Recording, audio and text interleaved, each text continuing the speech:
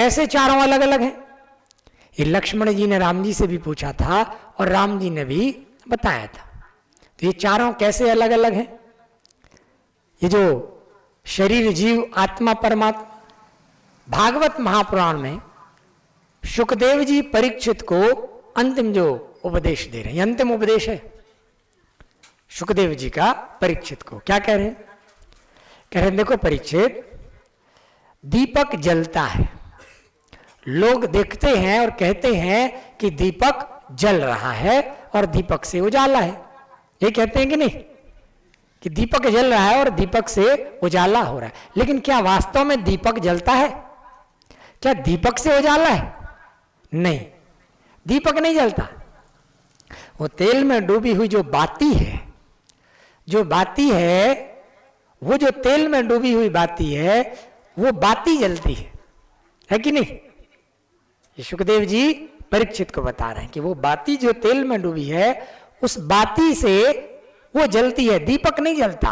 दीपक तो जो कहते हो, वो बाती जल रही है। लेकिन एक बात बताओ परीक्षित, क्या उस बाती से उजाला है? बाती से भी उजाला नहीं। वो जो ज्योत है, उस ज्योत से उजाला है। थोड़ा गौर करना, दीपक है, बाती है, ज्योत है, ये तीन चीजें।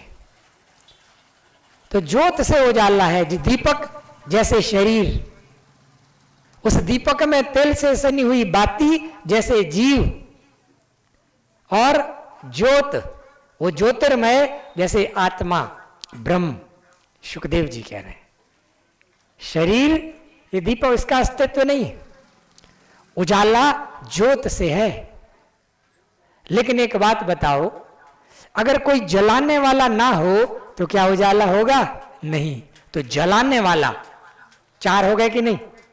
दीपक, बाती, ज्योत और उसको जलाने वाला। ऐसे ही शरीर, जीव, आत्मा और वो परमात्मा। परमात्मा वो जलाने वाला है। ज्योत जैसे आत्मा ईश्वर ब्रह्म है। ये चारों अलग अलग है, ये चारों अलग अलग है। बीरबल ब्राह्मण थे, पूजा करते थे। गौर करना, शायद माताओं बहनों को इस उदाहरण से पकड़ में आएगा। बीरबल पूजा करते थे और बहुत देर हो जाती थी पूजा करने में। राज्यसभा में एक बार पहुंचे, लेट हो गए।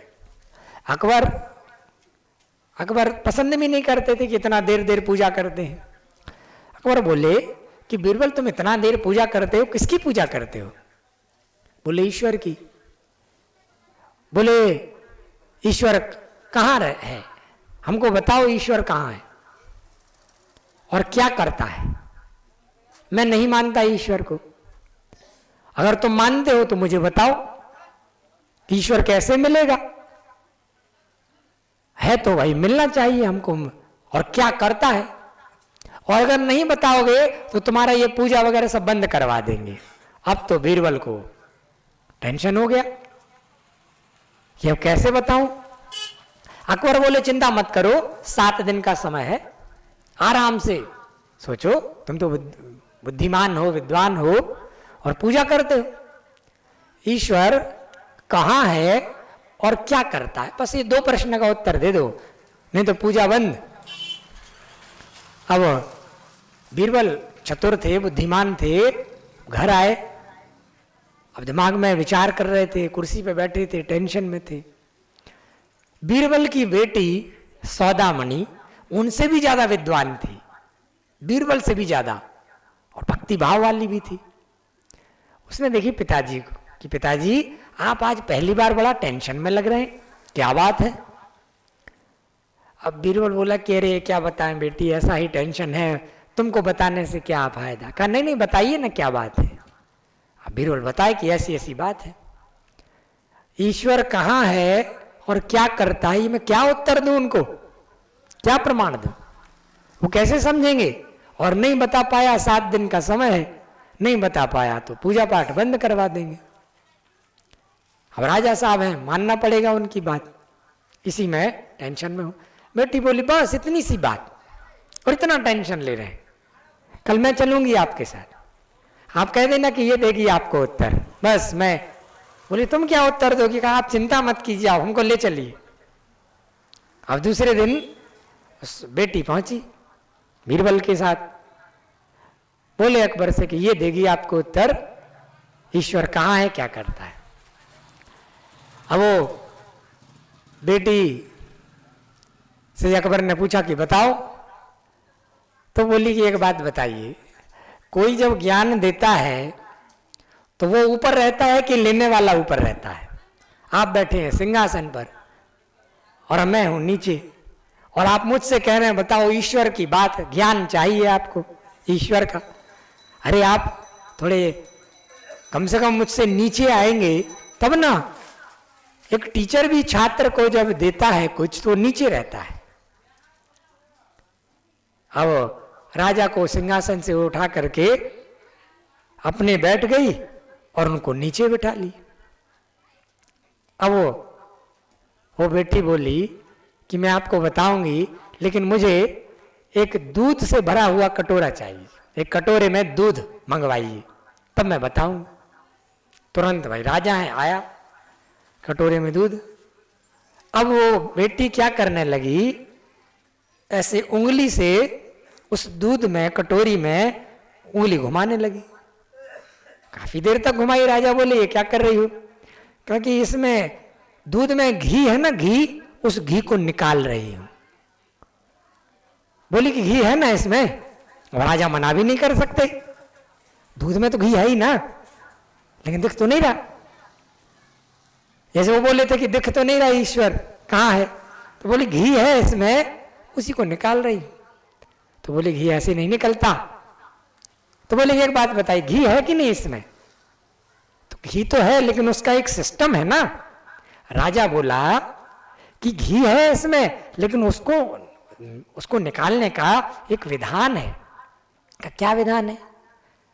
बोले ऐसे उंगली ऐसे नहीं निकलेगा तुम जो सोच रही हो, ऐसे दिखेगा उसमें घी, वो तो दूध है। तब क्या पहले इसको दूध से ये दही बनेगा। दही, दही मतलब दो भाग में, पानी पानी अलग, दूध जो पन्नी है वो अलग, फिर उससे मक्खन बनेगा। यही सिस्टम है ना। फिर मक्खन से घी बनेगा। ये चार अलग अलग है ये स्टेज, दूध, दही, मक्खन और घी, ये चार अलग अलग हैं, ऐसे थोड़ी नहीं बन जाए। तो कहा कि आप कह रहे हैं कि दूध में घी तो है, लेकिन इसका एक विधान है उसको निकालने का। ठीक वैसे ही वो ईश्वर है, वो ईश्वर है। शरीर स्थूल है, शरीर के अंदर जीव है, जीव है, जीव शरीर दोनों अलग अलग। जैसे इस दूध में जल और दूध अलग अलग हो जाता है, दही के रूप में आएगा वो अलग अलग हो जाएगा। ऐसे ही शरीर जीव अलग, और फिर वो जीव का कनेक्शन उस ईश्वर से है, और वो ईश्वर का अस्तित्व परमेश्वर से है। जब उसने बताया, राजा संतुष्ट हुए कि हाँ, मैं तो ऐसे ही सोच रहा था कि ईश्वर को ये बताएं, लेकिन तुम्हारी बात से मैं संतुष्ट हूं कि ईश्वर है। ऐसे नहीं मिलेगा, उसका एक विधान है प्राप्त करने का, जैसे घी का विधान है। लेकिन वो करता क्या है? वो बेटी बोली यही तो करता है।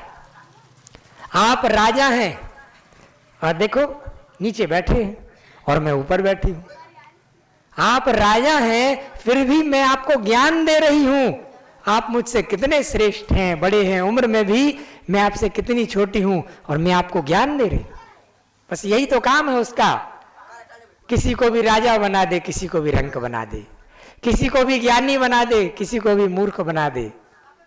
यही उसका कार्य है, जो भी वो आप देख रहे। राजा संतुष्ट हो गए। प्रेम से बोलिए श्री सदगुरुदेव जी महाराज की।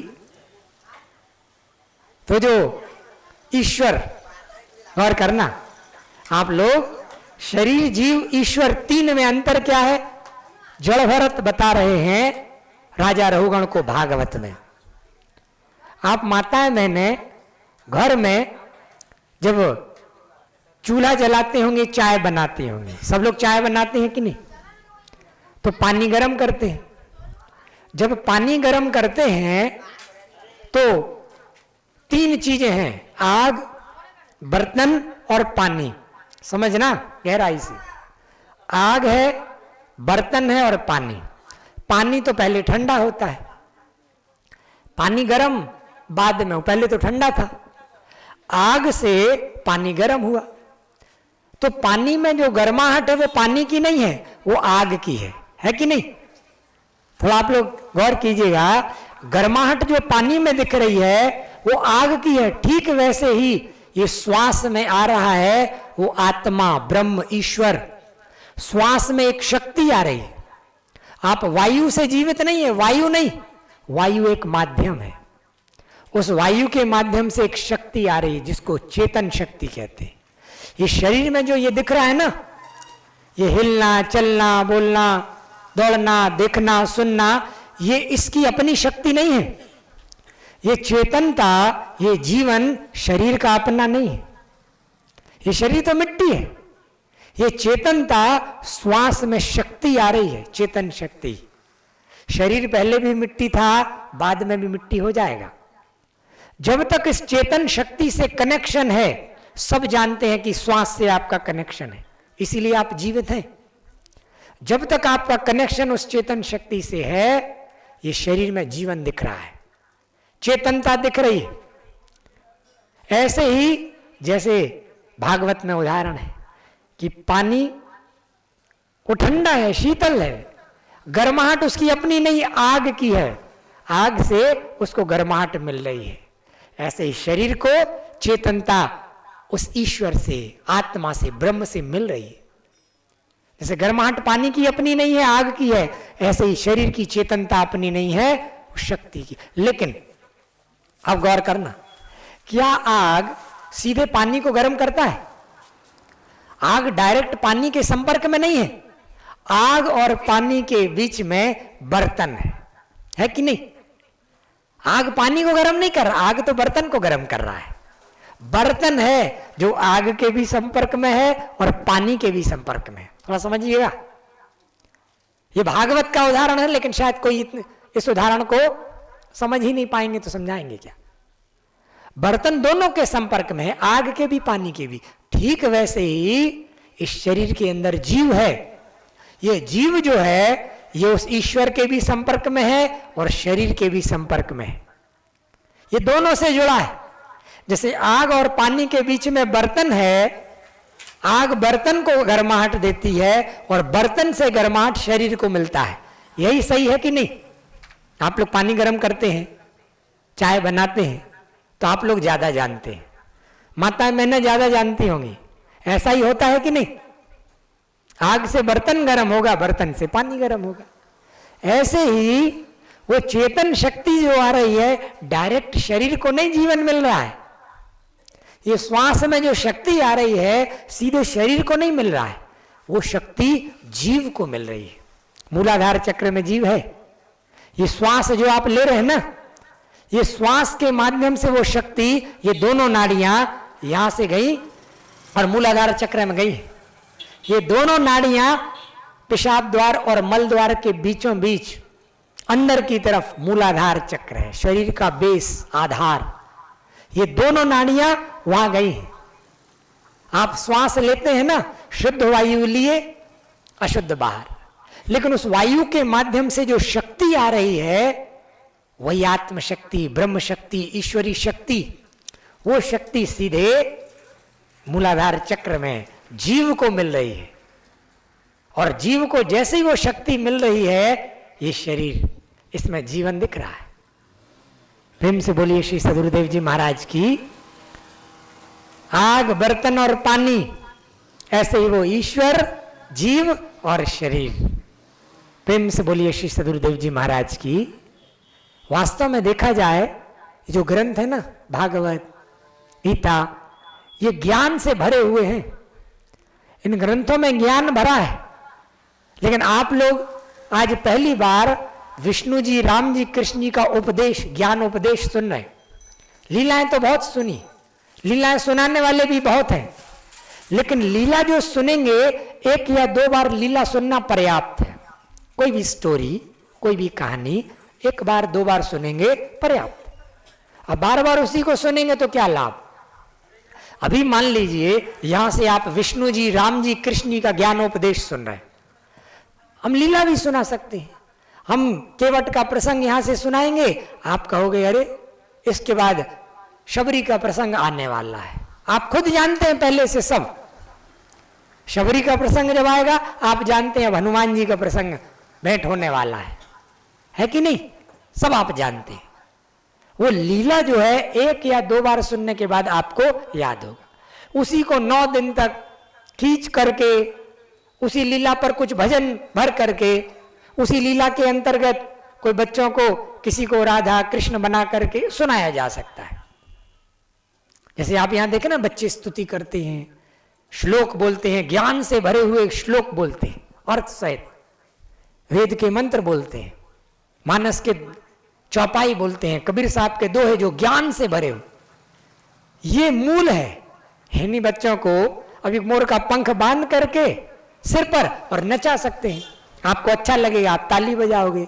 हो सकता है कुछ दक्षिणा भी हम वो टॉपिक लगा करके निकलवा सकते हैं जेब से, लेकिन उससे मिलेगा क्या? हमको ये संतुष्टि नहीं होगी, क्योंकि जो कल्याण है, जो उद्धार है, वो ज्ञानोपदेश से होगा। वो लीला तो सिर्फ उस ज्ञानोपदेश तक पहुंचने के लिए है। कोई भी लीला, ज्ञानोपदेश का कारण क्या था, राम जी शबरी से कैसे मिले, वो ज्ञानोपदेश, वो ज्ञानोपदेश मूल में है, लीला बाहर की। जैसे गीता में कृष्ण जी ने अर्जुन को ज्ञान दिया, वो मूल है। अब वो क्यों युद्ध में ही ज्ञान क्यों दिया, तो युद्ध की स्थिति कैसे बनी, कुरुक्षेत्र में कैसे आए, इसीलिए लीला है, ताकि किसी के ये प्रश्न बने तो उत्तर दिए जाए। मूल में वो है। भागवत में आपने रास सुना होगा, कृष्ण जी और गोपियों का रास सब सुनाते हैं, लेकिन वास्तव में जो कृष्ण जी ने गोपियों को ज्ञान दिया, जो भागवत में है, उस ज्ञान को शायद ही कभी आपने सुना हो। कह रहे हैं भगवान कृष्ण जी गोपियों को ज्ञान दे रहे हैं, यही अध्यात्म, आत्मा की ओर जीव का बढ़ना। क्या कह रहे हैं? अध्यात्म शिक्षा गोप्य एवं कृष्णेन शिक्षित। कृष्ण जी गोपियों को उपदेश दे रहे हैं, ज्ञान उपदेश, अध्यात्म ज्ञान। और गोपियां स्टूडेंट बनी ज्ञान ले रही हैं। ये पहली बार शायद आप सुन रहे होंगे। और गोपियां पात्र कैसे बनी, गौर से सुनना। ज्ञान को पहले पात्र बनना होता है। गोपियां पात्र कैसे बनी?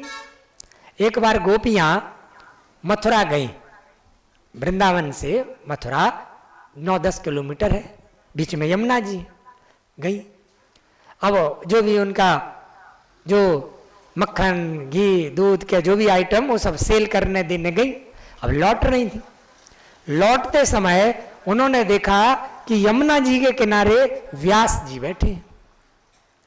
अब व्यास जी बैठे हैं, भाई अंश अवतार हैं, उस समय के बहुत बड़े ऋषि हैं। सबने प्रणाम किया, सब धन्य मानी अपने को कि व्यास जी का दर्शन हो गया, खूब सेवा की। व्यास जी से बोली कि कुछ हम लोग के पास जो बचा है, ये मक्खन है, इसको आप थोड़ा स्वीकार करें। जो भी उनके पास दूध के आइटम थे, उन्होंने उनको खूब खिलाए। व्यास जी ने खूब खाए। गोपियों का भाव रखने के लिए व्यास जी ने खूब खाए, पेट भर के खाए, और गोपियां भी बड़ी प्रसन्नता से खिला रही। अब जब गोपियों को जाने का टाइम आया कि अब यमुना पार करना है, तो यमुना बहुत तेज बाढ़ आई हुई थी, बहुत ऊपर बढ़ी हुई थी यमुना जी नदी। अब गोपियां परेशान कि कैसे हम लोग पार जाएंगे, शाम हो गया है, रात हो जाएगी, हम लोग पार नहीं जा पाएंगे, यमुना जी तो एकदम नदी उफान पर है, बढ़ गई। व्यास जी देख रहे थे। व्यास जी पूछे क्या हुआ, आप लोग को पार जाना है? बोलने की पार जाना है, लेकिन यमुना जी तो देखो जब आए थे तो इतना ऊपर नहीं थी, अभी तो एकदम बाढ़ आया हुआ है, कैसे जाएंगे? व्यास जी ने कहा चिंता मत करो। व्यास जी यमुना जी को हाथ जोड़ के बोले कि हे यमुना जी माता, हे देवी, यदि मैंने आज कुछ ना खाया हो, आज मैंने कुछ भी ना खाया हो, तो आप थोड़ा सा अपनी लहरों को कम करें, गोपियों को जाने का स्थान दें, थोड़ा सा आप नीचे हो, शांत हो। अगर मैंने कुछ ना खाया हो, जैसे ही व्यास जी बोले यमुना जी कम हो गई, वो लहर शांत हो गई, वो बाढ़ कम हो गया, घुटने घुटने तक पानी। व्यास जी बोले चले जाओ। अब गोपियां कंफ्यूज हो गई कि व्यास जी भोजन तो हम लोग ने अभी आपको कराया, तो आपने तो खूब खाया है, अभी हम लोग कभी खिला रहे हैं और देख रहे हैं, और आप कह रहे हैं कि हमने कुछ ना खाया हो, तो ये नीचे हो जाए। और हो भी गई, ये नीचे हो भी गई, तो ये बात समझ में नहीं आई। अब समझिएगा गोपियां पात्र कैसे बनी उस ज्ञान की, जो कृष्ण ने ज्ञान उपदेश दिया, जो ये लीला हुआ, जो ये रास हुआ, उसका मॉरल बता रहे हैं, निचोड़। गोपी भाव में कैसे पहुंची। व्यास जी बोले कि तुम लोग देख रही थी मुझे खाते हुए, लेकिन मैं खा नहीं रहा था। जो खाने की सिर्फ क्रिया हो रही थी, मैंने अपने को कर्ता नहीं माना, मैंने अपने को कर्ता नहीं माना कि मैं खा रहा हूं। तुम लोग का भाव रखने के लिए वो सिर्फ एक क्रिया थी, सिर्फ वो कार्य हो रहा था खाने का, मैंने अपने को कर्ता नहीं माना, इसीलिए मैं उस कर्म में नहीं बंधा। इसीलिए यमुना जी जानती है कि अंदर से मैं उस खाने के कर्म फल में बंधा नहीं हूं, मैंने खाया नहीं है, वो सिर्फ एक क्रिया है। इसीलिए यमुना जी शांत हो गई, क्यों अंदर से मैं उस कर्म में बंधा ही नहीं हूं। जब गोपियों ने सुना कि अच्छा ऐसा होता है, कहा कोई भी क्रिया की अगर तुम कर्ता अपने को मानोगी तब कर्म में बन जाओगी, तुम कर्ता नहीं मानोगी तो कर्म फल से अलग रहोगी। जैसे मैंने अभी प्रैक्टिकल, बस गोपियों ने इस सूत्र को समझ लिया। गोपियां जो बन गई गोपियां, ये सूत्र उन्होंने समझ लिया कि अपने को कर्ता नहीं मानना है। जो व्यास जी ने सूत्र दिया, बस वो पात्र हो गई। और गोपियों को भगवान कृष्ण जी ज्ञान दे रहे। क्या ज्ञान दे रहे, गौर कीजिएगा। ये लीला रास तो बहुत लोग सुनते हैं, सुनाते हैं, आपने भी सुना होगा। भगवान कृष्ण जी गोपियों को ज्ञानोपदेश क्या दे रहे हैं, अध्यात्म शिक्षा गोपी एवं कृष्णेन शिक्षिता। कृष्ण जी शिक्षक हैं, कह रहे हैं कि अहम ही सर्वभूतानाम आदिर अंतो अंतरम बहिर।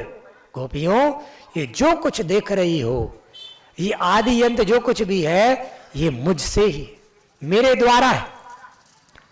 गोपियों को जब कृष्ण जी ने ज्ञान दिया, उस समय जब ज्ञान दिया तो गोपियां साधारण नहीं रही, गोपियां दिव्य हो गई।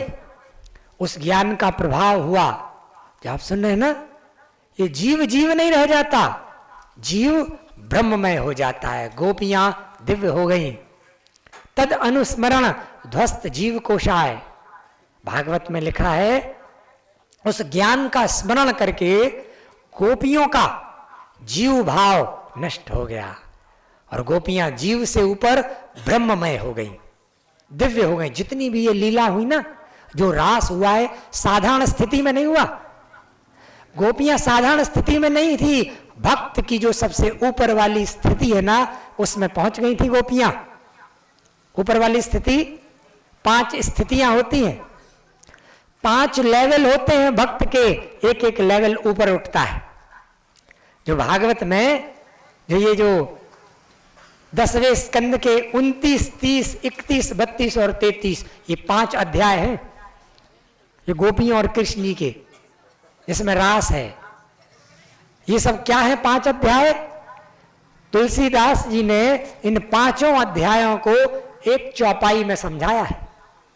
एक चौपाई मानस की है, जो भागवत के 5 अध्याय समझा रही है।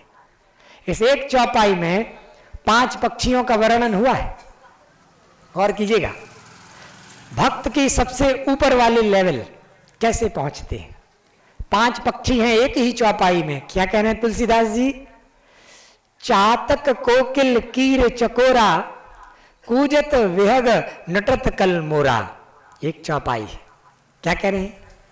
चातक, कोकिल, कीर, चकोरा, 4 पक्षी। चातक, एक पक्षी होता है चातक। चातक यानी जो पारावत पक्षी है, जो बारिश की बूंद का इंतजार करता है, वो बारिश की बूंद ही ग्रहण करता है। आप उस पक्षी को जानते होंगे, चातक, इंतजार में।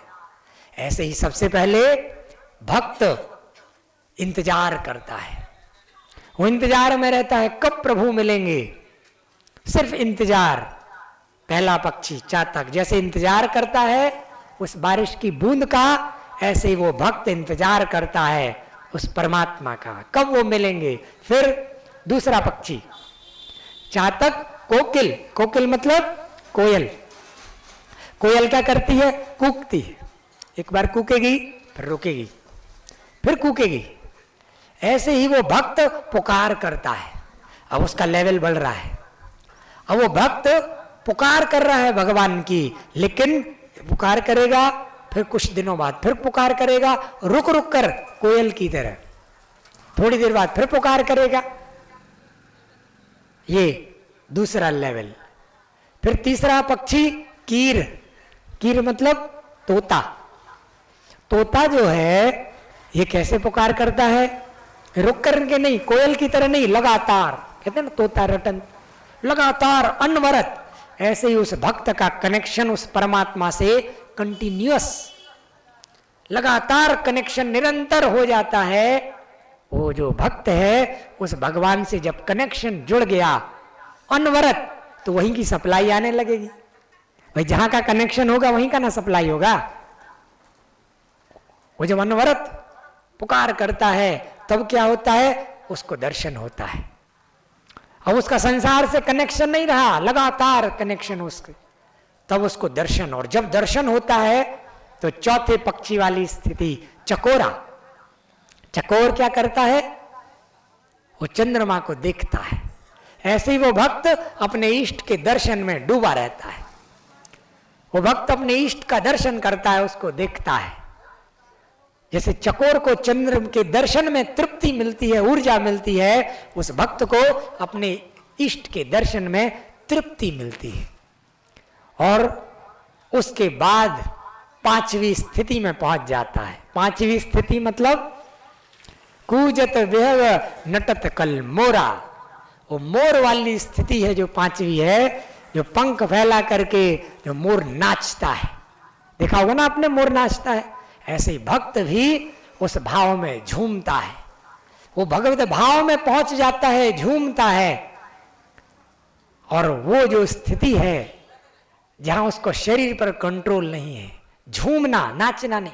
नाचना शब्द तो बहुत नीचे का शब्द है, ये नृत्य नाचना। वहां तो झूमना यानी शरीर उस भाव में बह करके अपने आप तरंगित हो रहा है, उस लहर में अपने आप शरीर वो जब तरंग में झूम रहा है, वो एक भाव है। भक्त जिस स्थिति में पहुंच जाता है। तो ये 5 लेवल हैं भक्त के। जो महारास चालू होता है ना, वही 5वीं स्थिति है, जहां कृष्ण जी और गोपियों का रास होता है। और वो स्थिति क्योंकि गोपियां प्राप्त कर चुकी थी, गोपियां उस ज्ञान को प्राप्त कर चुकी थी। और ज्ञान प्राप्त करने के बाद वो जीव भाव में नहीं थी, वो ब्रह्ममय दिव्य हो चुकी थी, भागवत कह रही। और तब वो रास चालू हुआ। ऐसे ही उस स्थिति, कौन सी स्थिति, प्रेम। प्रेम वाली एक स्थिति है। प्रेम कोई क्रिया नहीं है।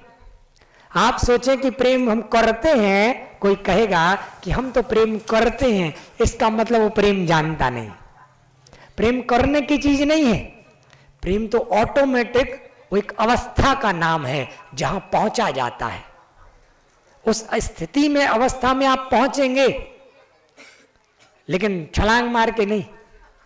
लंबा पेड़ ज्ञान का, फल लागे अति दूर, चढ़े तो चाखे प्रेम रस, गिरे तो चकनाचूर। उस ज्ञान रूपी वृक्ष पर जब चढ़ेंगे, गोपियां प्रेम वाली स्थिति में पहुंची, पहले ज्ञान मिला, उनको ज्ञान मिला, उसके बाद वो स्थिति में पहुंची। तो ज्ञान के बाद ही एक पहले भक्ति चालू होती है। भक्ति में कल भैया बात कर रहे थे, जप, ध्यान, भक्ति और प्रेम, ये 4 लेवल। जप में क्या होता है? मुंह से सिर्फ जप रहे, नाम मात्र है वो। जप में वास्तव में नाम मात्र ही होता है और कुछ नहीं। ध्यान में क्या होता है? ध्यान में आप उसका ध्यान करने का कोशिश करेंगे। आप गौर करना, आप उसका ध्यान करने का कोशिश करेंगे लेकिन वो आएगा नहीं, वो आएगा नहीं। आप फिर कोशिश करेंगे, वो आएगा नहीं। लेकिन एक होता है भक्ति। भक्ति में क्या होता है? आप हैं और वो भी है, वो भी आपके सामने हो, आप भी हैं, भक्त भी है, भगवान भी है। भक्ति उसी का नाम है जहां भक्त भगवान को प्रसन्न कर रहा है। तो भक्ति यानी भक्त और भगवान के बीच में भक्ति होती है। लेकिन प्रेम यानी एक ऐसी स्थिति जहां भक्त नहीं है, सिर्फ भगवान है। भक्त नहीं है, जहां सिर्फ भगवान है। नाम जपने में सिर्फ आप हैं, वो नहीं है। नाम जप जो होता है उसमें सिर्फ आप हैं, वो नहीं।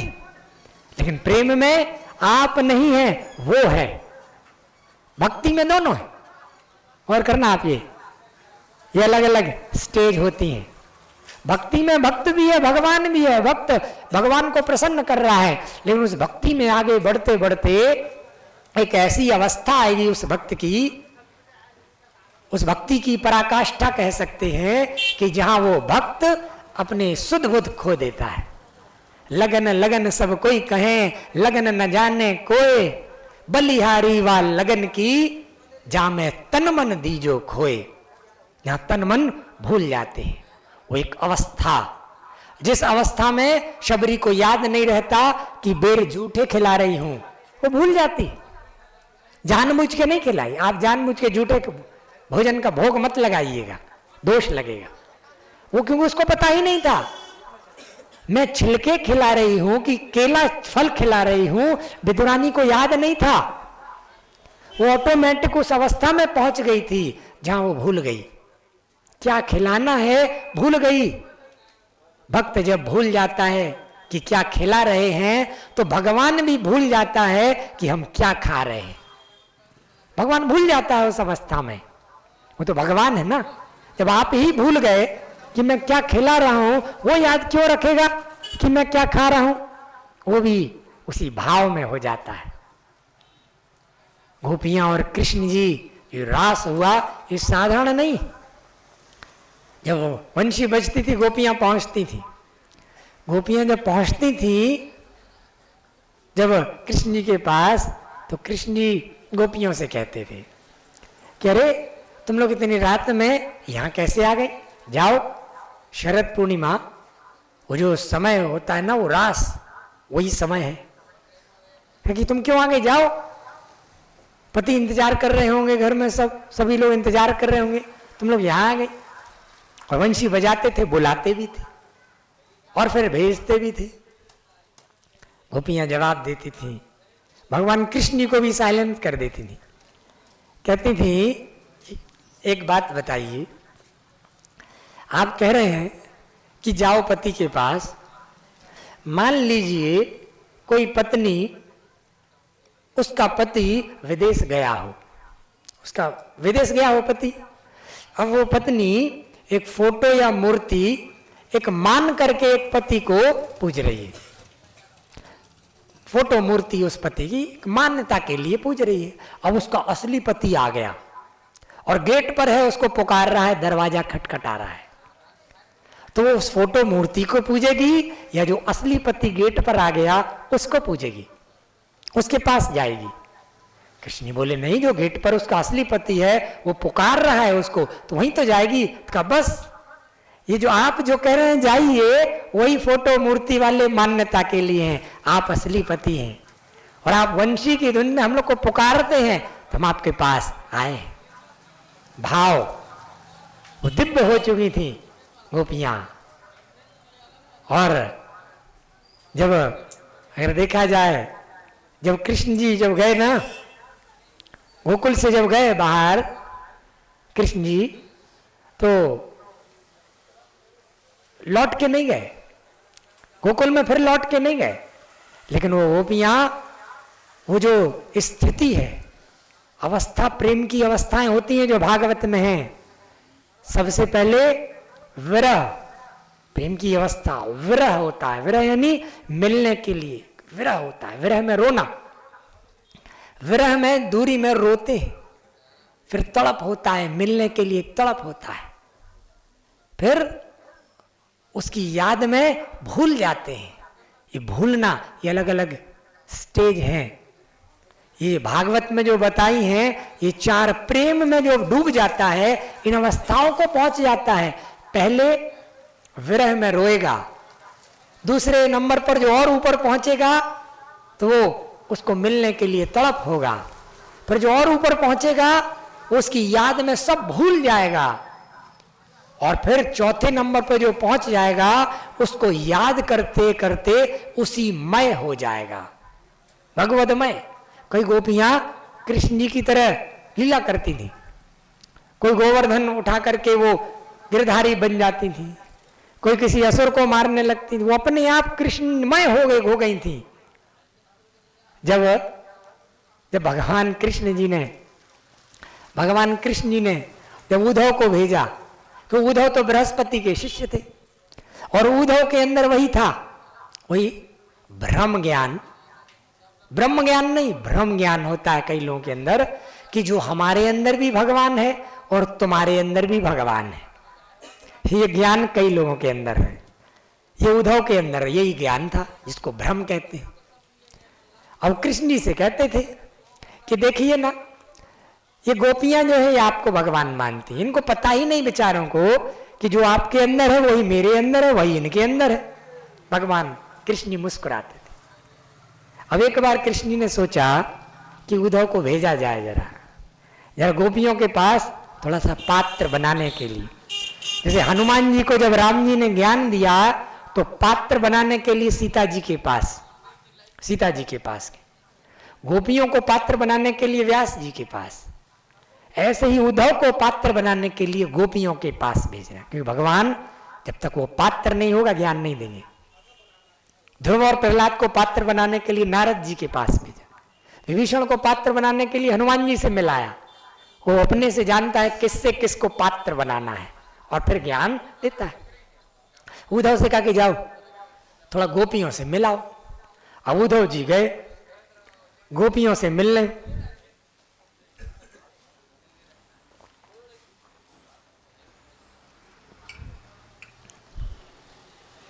प्रेम से बोलिए श्री सदगुरुदेव जी महाराज की।